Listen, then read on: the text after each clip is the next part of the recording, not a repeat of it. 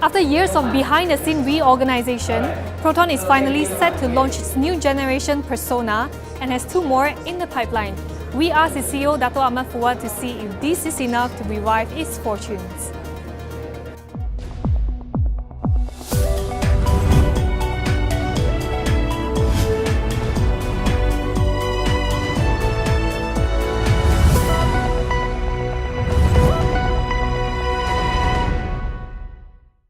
So Datuk, thank you for joining us today.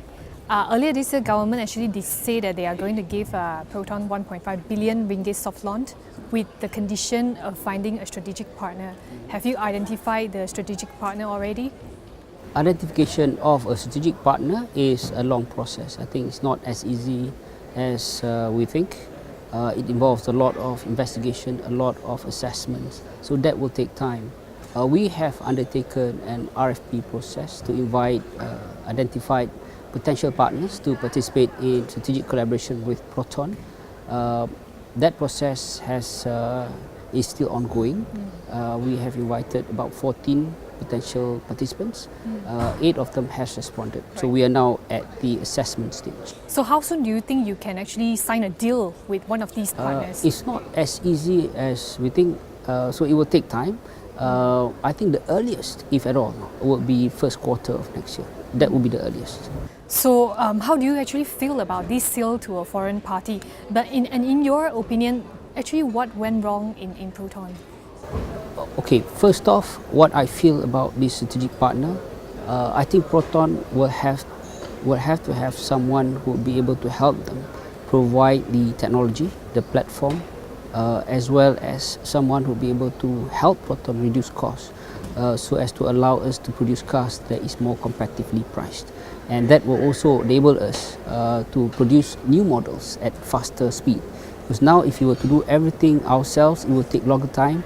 To do own platform, to improve our own engine, it will take a lot of time. Why not leverage on all those technology that is out there from various OEMs? Try to bring it to Malaysia and have a good product for us. So what about market share? The market share has been sliding for Proton, and also non-national car maker has been catching up. How do you think you can actually revive the market share? I think what has happened in the past is that Proton has not been disciplined enough in terms of rolling out new products.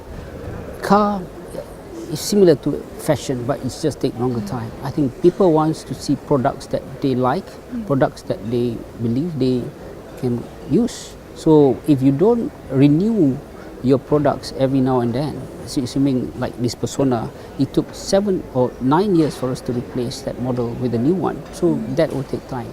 So people will not be willing to go and consider your products because it's an old product. People want to see new things, new offering, so that they can see you can get better value for their money from their perspective. So congratulations on the second generation persona, but what's your sales target, say, per month? Our target per month for persona, just like what we had before, was between 3,000 to 4,000 per month. So that is our target. Could you elaborate a little bit more about the second generation persona? What's the difference between this one and the first generation? This new persona is all new. So if you look at the platform, you look at the engine, you look at the interior, whole design, nothing about this car is similar to the old ones. Obviously with the new design, it's a better design car. We designed a better car. It is more efficiently designed. It has all the creature comfort that you can think of that makes the car more likable and desirable, I think, from our perspective. So this is definitely a car that people can relate to, I believe.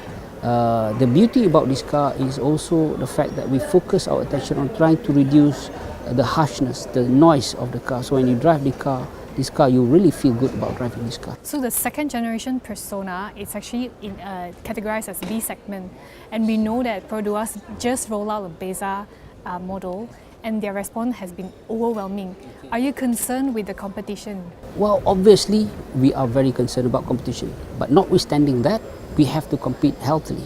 I think it also will benefit our customers. So if we compete healthily with our competitor, notwithstanding the fact that they may have advantage because of their strategic collaboration with strategic partner, But we, on our own, have been able to produce a car that we can compete, on level playing field with our competitors. I think we are proud of this car, and I believe it will be good for our market. So my last question for you is that MAA has revised their sales target downward to 580,000 this year. What do you think about the outlook of the automotive industry? I believe the projection by MAA is quite right, but I think the one that will be affected most would probably be the high-end cars, the D segment and the C segment. Our cars are generally in the B segment, and the B segment generally is a bit more resilient. I believe those people might also downgrade from C to B, depending on the models that is available in the market. So from us, it may not affect us that much, but I believe it can also be a good thing. With new launches in hand, Proton seems confident that it will give its competition a run with its money in the B segment. But as the automotive segment faces tough times, its focus has no room to waver.